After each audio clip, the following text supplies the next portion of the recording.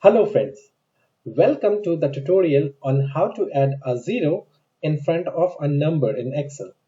So if you like the video, please hit the like button and subscribe the channel and also click on the bell icon to get the update on the latest video. So let's begin. So in this sheet, we will try to add three zeros before the employee ID. So let's try. So when we are adding three zeros and moving to the next column, you can see it's a disappears. Now there are two ways where we can use to add the zeros in front of the numbers. So let's try the first way. The very first way you need to use,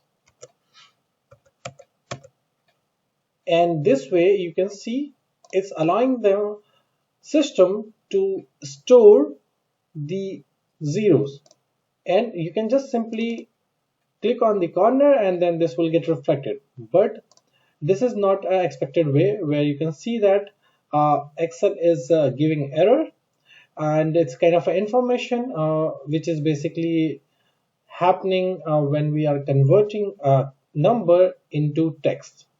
So let's revert this change back and we'll go to the second way, which is the ideal way to solve this problem. So select all the rows and right click on the format cells.